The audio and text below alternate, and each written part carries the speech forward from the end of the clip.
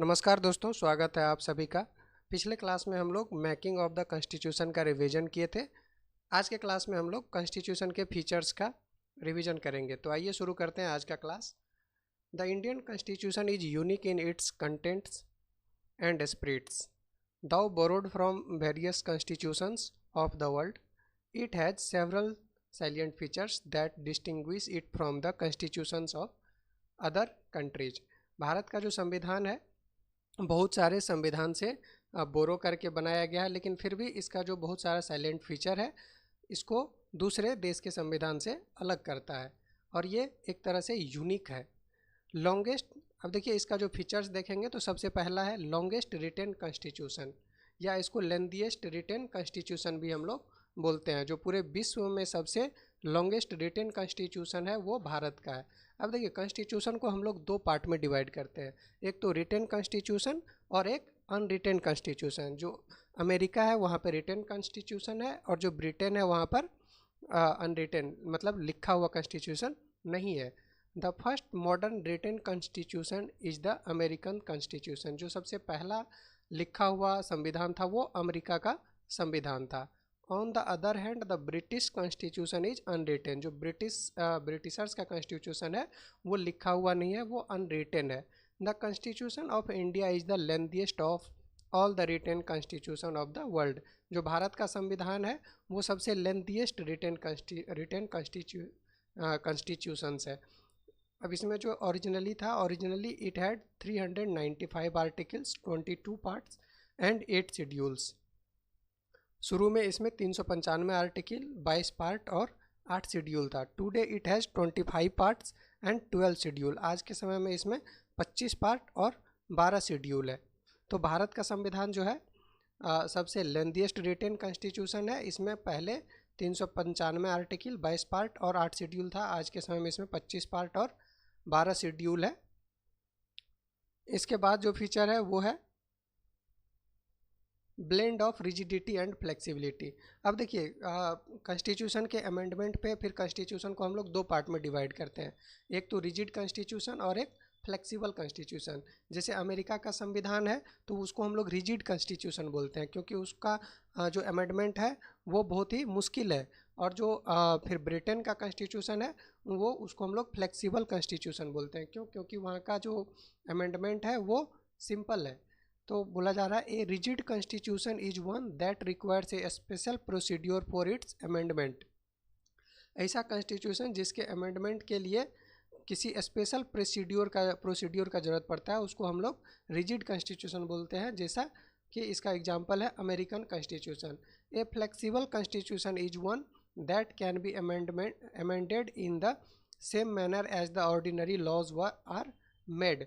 जैसे ordinary law बनता है वैसे ही अगर यदि हम लोग संविधान को भी अमेंड कर सकते हैं तो इस तरह के संविधान को फ्लेक्सिबल कॉन्स्टिट्यूशन बोला जाता है। और ऐसा कॉन्स्टिट्यूशन है ब्रिटेन का। जो भारत है, भारत में ये दोनों है, blend of rigidity and flexibility. जहाँ ज़रूरत है वहाँ कॉन्स्टिट्यूशन रिजिड है, जहाँ ज़रूरत है वहाँ कॉन्स्टिट्यूशन फ्लेक्सिबल है। The constitution of India is neither rigid nor flexible but A synthesis of both. जो भारत का संविधान है ना तो रिजिड है और ना ही फ्लेक्सिबल है, ये सिंथेसिस, ये दोनों का मेल है, दोनों को मिला करके है। अब देखिए भारत का जो संविधान है इसका अमेंडमेंट आर्टिकल 368 के थ्रू किया जा सकता है। अकॉर्डिंग टू आर्टिकल 368 क्या है, some provisions can be amended by a special majority of the parliament. कुछ जो प्रोविजंस हैं वो स्पेशल मेजोरिटी ऑफ पार्लियामेंट से पास किया जाता है। अब ये स्पेशल मेजोरिटी क्या है, that is a 2/3 majority of the members of each house present and voting and A majority of the total membership of each house. देखिए इस जैसे मान के चलिए अगर किसी हाउस में 21 मेंबर्स है तो जो 2/3 इसका मान और वहाँ उस दिन जो है किसी पर्टिकुलर डे पर 9 मेंबर्स प्रेजेंट है, तो जब 9 मेंबर्स प्रेजेंट है तो इसका 2/3 अगर हम लोग करेंगे तो ये हो जाएगा 6 मेंबर। लेकिन ये 6 मेंबर 2/3 मेजोरिटी हो गया। इसमें क्या बोला जा रहा है, ए 2/3 majority of the members of each house present. चूँकि 9 हाउस मान के चलिए 12 मेंबर जो है एब्सेंट है, 12 मेंबर, और 9 मेंबर प्रेजेंट है। तो प्रेजेंट का हम लोगों को 2/3 लेना है। 2/3 majority of the members of each house present, जो उस दिन प्रेजेंट है उसका 2/3 मेजोरिटी चाहिए। तो उसका 2/3 मेजोरिटी 6 होगा। लेकिन और क्या बोला जा रहा है, and majority of the total membership of the house. अब देखिए मेंबरशिप, टोटल मेंबरशिप है 21, तो इसका मेजोरिटी हो जाएगा 11। तो अब इस केस में 2/3 मेजोरिटी रहते हुए भी जो टोटल मेजोरिटी है, टोटल का जो हाफ होना चाहिए वो नहीं हो पा रहा है। तो ये स्पेशल प्रोविज़न, तो ये स्पेशल मेजोरिटी नहीं हो पाएगा। तो जो कुछ प्रोविजंस है इस स्पेशल मेजोरिटी से पास करने के बाद अमेंड किया जा सकता है। इसमें 2 कंडीशन होता है, एक तो 2/3 मेंबर होना चाहिए किसका, प्रेजेंट एंड वोटिंग का, और दूसरा क्या होना चाहिए कि जो टोटल मेंबर है उसका मेजोरिटी होना चाहिए। अगला है कुछ प्रोविजंस को हम लोग जो कुछ प्रोविजंस है उसको plus some other provisions can be amended by a special majority of the parliament and with the ratification by half of the total states. देखिए जो स्पेशल मेजोरिटी था ये तो चाहिए ही, साथ में और क्या चाहिए, ratification by half of the total states. जितना स्टेट है उसके हाफ स्टेट अगर उसको रेटिफाई करेगा तभी ये अमेंडमेंट हो पाएगा। जैसे जीएसटी के केस में हुआ था, हम लोग अभी हाल फिलहाल में देखे थे जीएसटी के केस में स्पेशल मेजोरिटी तो चाहिए ही, और उसके बाद जो टोटल स्टेट है उसका हाफ ऑफ द स्टेट को इसको रेटिफाई करना पड़ेगा, यानी कि उसके जो विधानसभा है वहाँ से पास कराना पड़ेगा। At the same time some provisions of the constitution can be amended by a simple majority of the parliament. अब देखिए ये तो 2 कठिन अमेंडमेंट है, और कुछ जो अमेंडमेंट है कॉन्स्टिट्यूशन में ये सिंपल मेजोरिटी से किया जा सकता है। लेकिन ध्यान रखना है कि ये जो सिंपल मेजोरिटी से जो अमेंडमेंट किया जाता है उसको हम लोग आर्टिकल 368 के तहत नहीं रखते हैं।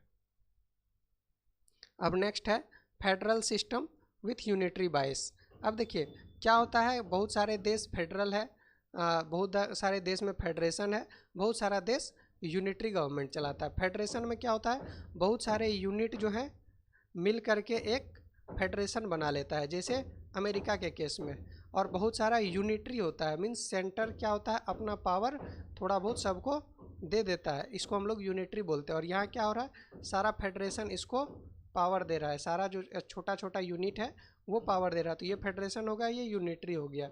अब देखिए India is a federation although word federation does not find a place in the whole text of the Indian constitution. देखिए इंडिया एक तरह का फेडरेशन है, लेकिन ये जो वर्ड फेडरेशन है ये इंडियन कॉन्स्टिट्यूशन में कहीं भी मेंशन नहीं है। The elements of federation are present in the Indian constitution. देखिए जो फेडरेशन का एलिमेंट है वो भारतीय संविधान में मौजूद है, फिर भी ये जो वर्ड है फेडरेशन ये कहीं यूज नहीं किया गया है, इसके जगह पर यूनियन ऑफ स्टेट्स यूज किया गया है। It is a written and rigid constitution. जो सबसे पहला जो फेडरेशन, किसी भी फेडरेशन का जो पहचान होता है वो होता है retain and rigid constitution.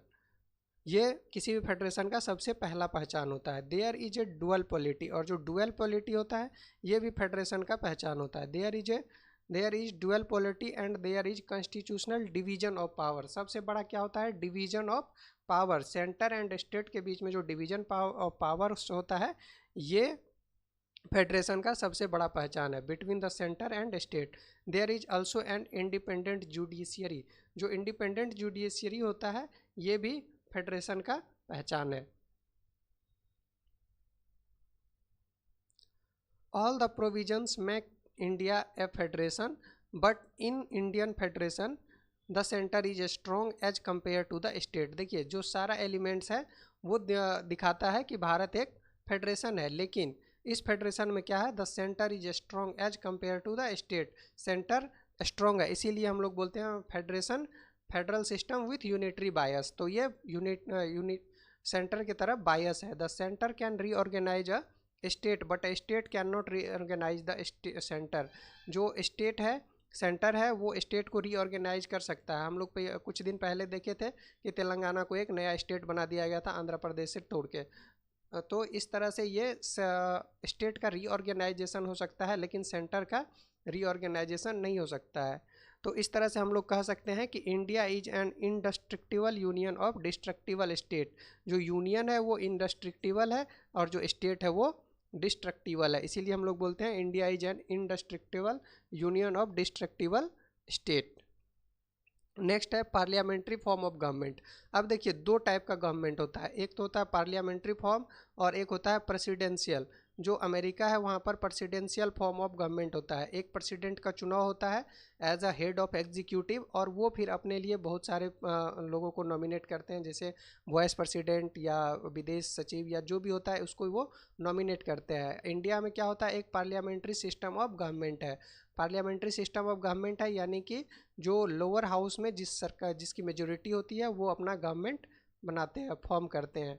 The constitution of India has opted for parliamentary form of government. जो भारत का संविधान है ये पार्लियामेंट्री फॉर्म ऑफ गवर्नमेंट के लिए ऑप्ट किया। In this system the majority party in lower house forms government. इस system में क्या होता है, जो लोअर हाउस है यानी कि लोकसभा है वहाँ पर जिस पार्टी को रहता है मेजोरिटी वो अपना गवर्नमेंट फॉर्म करता है। The council of ministers are collectively responsible to the Lok Sabha. और जो मिनिस्ट्री होता है, मिनिस्टर काउंसिल ऑफ मिनिस्टर्स होता है, ये लोकसभा के प्रति रिस्पॉन्सिबल होता है। अगर यदि वो लोकसभा में उसका मेजोरिटी नहीं रहा तो गवर्नमेंट खत्म हो सकता है। अब देखिए in presidential form of government the president is the executive head. जो प्रेसिडेंट होता है वो एग्जीक्यूटिव हेड होता है। In India the president is only the nominal constitutional head. और भारत के केस में क्या होता है, जो एग्जीक्यूटिव हेड होता है वो होता है प्राइम मिनिस्टर, और जो प्रेसिडेंट होता है वो नॉमिनल कॉन्स्टिट्यूशनल हेड होता है। तो संवैधानिक रूप से जो हेड होते हैं वो प्रेसिडेंट होते हैं, लेकिन एग्जीक्यूटिव हेड प्राइम मिनिस्टर होता है। देखिए नेक्स्ट फीचर है इंटीग्रेटेड एंड इंडिपेंडेंट जुडिशियरी। जो भारत में जो जुडिशियरी है वो इंटीग्रेटेड है, मीन्स एक हायरार्ची बना हुआ है, ऊपर में सुप्रीम कोर्ट, उसके नीचे बहुत सारे हाई कोर्ट, और फिर हाई कोर्ट के नीचे बहुत सारे सबऑर्डिनेट कोर्ट। तो इस तरह से एक हायरार्ची बना हुआ है और ये इंटीग्रेटेड है। यहाँ से केस यहाँ जा सकता है, यहाँ से अपील यहाँ जा सकता है। और इंटीग्रेटेड के साथ साथ ये इंडिपेंडेंट है। जो जुडिशियरी है वो लेजिस्लेचर एंड एग्जीक्यूटिव से इंडिपेंडेंट होता है। लेजिस्लेचर अपना काम कर रही है और जो जुडिशियरी है वो अपना काम करती है। जुडिशियरी को न लेजिस्लेचर न एग्जीक्यूटिव कोई भी उसके इंडिपेंडेंस को ख़त्म नहीं कर सकता है। The Indian constitution stabilises a judicial system that is integrated as well as independent. जो भारत का जुडिशियल सिस्टम है वो इंटीग्रेटेड है, मीन्स सारा कोर्ट एक दूसरे से इंटीग्रेटेड है, और दूसरा ये इंडिपेंडेंट है। The single system of courts enforces both the central as well as the state law. जो सेंट्रल लॉ बनाता है चाहे स्टेट कोई लॉ बनाए, तो ये सुप्रीम कोर्ट में भी इस लॉ को यूज किया जा सकता है और हाई कोर्ट में भी। अब कहीं कहीं क्या होता है, जो हाई कोर्ट का लॉ होता है वो स्टेट का लॉ होता है वो हाई कोर्ट में सुनवाई होता है, और जो सेंटर का फेडरेशन का होता है वो सुप्रीम कोर्ट में होता है। लेकिन भारत के केस में ऐसा नहीं है। भारत के केस में सिंगल सिस्टम ऑफ कोर्ट है जो कि सेंटर और स्टेट दोनों के लॉज पे को इन्फोर्स करती है। The supreme court is a federal court. Supreme court क्या है, एक फेडरल कोर्ट है। The highest court of appeal, और ये हाईएस्ट कोर्ट ऑफ अपील है। अगर किसी को हाई कोर्ट में लग रहा है कि उसको न्याय नहीं मिल रहा है तो ये क्या कर सकता है, अपील कर सकता है सुप्रीम कोर्ट में। The guarantor of fundamental rights. जो सुप्रीम कोर्ट है ये फंडामेंटल राइट का भी गारंटी देता है। अगर किसी का फंडामेंटल राइट किसी को लग रहा है कि उसके फंडामेंटल राइट को का हनन किया जा रहा है तो ये सीधे सुप्रीम कोर्ट जा सकते हैं, और सुप्रीम कोर्ट फिर रीट जारी करता है ताकि उसके राइट को, फंडामेंटल राइट को प्रोटेक्ट किया जा सके। Fundamental rights of the citizen and the guardian of the constitution. और सुप्रीम कोर्ट को गार्जियन ऑफ द कॉन्स्टिट्यूशन बोला जाता है। ये क्वेश्चन बहुत सारे एग्जाम में पूछा गया है कि which of the following is the guardian of constitution. तो सुप्रीम कोर्ट जो है कॉन्स्टिट्यूशन का गार्जियन होता है। There are various provisions to ensure its independence. जो सुप्रीम कोर्ट है उसके इंडिपेंडेंस को इंश्योर करने के लिए बहुत सारे प्रोविजंस है, जैसे लाइक सिक्योरिटी ऑफ टेन्योर। प्रत्येक जज को उसके टेन्योर का सिक्योरिटी होता है, उसके बीच में उसको हटाया नहीं जा सकता है। All the expenses of the supreme court charge on the consolidated fund of India. जो सुप्रीम कोर्ट का जितना भी चार्ज होगा, जितना भी एक्सपेंसेस होता है, ये चार्ज होता है कंसोलिडेटेड फंड पे। यानी कि इसको, इस बिल जो ये होता है इस पर वोटिंग नहीं होता है। जो पार्लियामेंट है उसमें इस पर वोटिंग नहीं हो सकता है। Prohibition on discussion on the conduct of जजेज इन द लेजिस्लेचर। और कोई भी जज का जो इसका कंडक्ट है, इसको किसी भी लेजिस्लेचर में डिस्कस नहीं किया जा सकता है। नेक्स्ट जो फीचर है वो है universal adult franchise.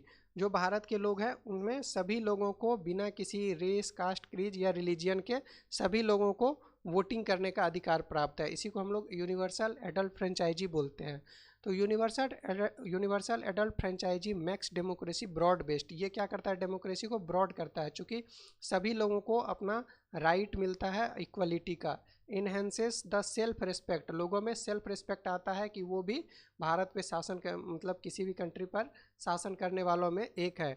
And Prestige of the common people upholds the principle of equality. और सबसे बड़ी बात, ये सारे लोगों को इक्वल करता है।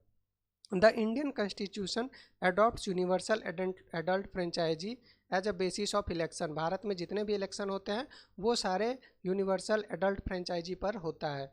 तो जो भी एडल्ट है, जो भी 18 साल से ऊपर के हैं, वो सभी लोग वोट दे सकते हैं irrespective of their caste, creed, race, religion. किसी भी बेसिस पर किसी को वोट देने से नहीं रोका जा सकता है। अब देखिए, इसमें एक अमेंडमेंट हुआ था। The voting age was reduced to 18 years from 21 years in 1989 by the 61st constitutional amendment act. तो 61वें अमेंडमेंट एक्ट से 1989 में वोटिंग राइट को जो है, वोटिंग एज को 21 साल से 18 साल कर दिया गया था। अब ये सेम क्वेश्चन बहुत सारे एग्जाम में पूछा गया है कि किस संविधान संशोधन द्वारा वोट करने के अधिकार को 21 से घटाकर 18 कर दिया गया। नेक्स्ट है सिंगल सिटीजनशिप। भारत में जो है कोई भी आदमी को केवल भारत की नागरिकता प्राप्त होती है। ऐसा नहीं है कि किसी भारत का नागरिकता अलग से प्राप्त होगा और किसी स्टेट का फिर से उसको सिटीजनशिप लेना पड़ेगा। मीन्स पूरे भारत में एक ही नागरिकता होती है, सिंगल सिटीजनशिप होता है। दाउ द इंडियन कॉन्स्टिट्यूशन, यहाँ पर Indian constitution is federal and envisages a dual polity. जो भारत का संविधान है वो एक तरह से पूरी तरह से फेडरल होने का कोशिश करता है और साथ ही डुअल पॉलिटी, मीन्स स्टेट के लिए अलग पॉलिटी है और सेंटर के लिए अलग पॉलिटी है। फिर भी it provides for only a single citizenship. लेकिन जब सिटीजनशिप की बात आती है तो ये एक सिंगल सिटीजनशिप प्रदान करती है। That is the Indian citizenship. और वो इंडियन सिटीजनशिप ये हो सकती है, किसी स्टेट का फिर अलग से सिटीजनशिप लेने की ज़रूरत नहीं है। नेक्स्ट जो साइलेंट फीचर है ये है फंडामेंटल राइट। और ये बहुत बड़ा राइट है, भारत के सभी लोगों को ये राइट प्राप्त है। तो the fundamental rights are meant for promoting the idea of political democracy. ये इसका ज़रूरत क्या है? पॉलिटिकल डेमोक्रेसी इस्टेब्लिश करने के लिए। They operate as limitations on the tyranny of the executive and arbitrary laws of the legislature. ऐसा नहीं है कि लेजिस्लेचर के पास अगर अमेंडमेंट का पावर है या फिर लॉ बनाने का पावर है तो वो किसी भी आदमी के फंडामेंटल राइट को ख़त्म कर देगा। तो जो फंडामेंटल राइट है ये एक तरह से लिमिटेशंस का काम करता है। किस पर? एग्जीक्यूटिव एंड लेजिस्लेचर पर। ये किसी भी केस में लोगों के फंडामेंटल राइट को ख़त्म नहीं कर सकता। भारत के संविधान के पार्ट 3 में ये सारे राइट्स इंसरेंड है। Part 3 of the Indian constitution guarantees 6 fundamental rights to all the citizen. पहले ये 7 था लेकिन अब 6 है। तो ये 6 फंडामेंटल राइट भारत के सभी नागरिक को दिया गया है। ये 6 राइट क्या क्या है? ये 6 राइट है। राइट टू इक्वलिटी जो सबसे पहला राइट है, right to equality means Bharat में सभी लोग इक्वल है और ये आर्टिकल्स 40 से लेकर 18 के बीच में डिस्कस किया गया है। दूसरा है right to freedom. Right to freedom article 19 से 22 के बीच में है। फिर है तीसरा है राइट अगेंस्ट एक्सप्लॉयटेशन। किसी भी आदमी का एक्सप्लॉयटेशन नहीं किया जा सकता। ये संविधान के आर्टिकल्स 23 और 24 में मेंशन है। Right to freedom of religion. जो 4th राइट है वो right to freedom of religion. कोई भी आदमी अपना कोई भी रिलीजन प्रैक्टिस कर सकता है। ये आर्टिकल 25 टू आर्टिकल 28 में मेंशन है। और 5वां है कल्चरल एंड एजुकेशनल राइट। कोई भी आदमी अपने कल्चर और अपने एजुकेशन को प्रिजर्व कर सकता है। ये आर्टिकल 29 और 30 में लिखा हुआ है। अगर इन सारे राइट्स में से कोई राइट अगर आदमी को राइट नहीं मिलता है तो उसके पास एक राइट होता है राइट टू कॉन्स्टिट्यूशनल रेमेडीज। और वो फिर सुप्रीम कोर्ट का सहारा ले सकता है अपने इन सारे राइट को इन्फोर्स करने के लिए। ये बात लिखा हुआ आर्टिकल 32 में। तो ये था हमारा silent feature of Indian constitution का रिवीजन। Thank you.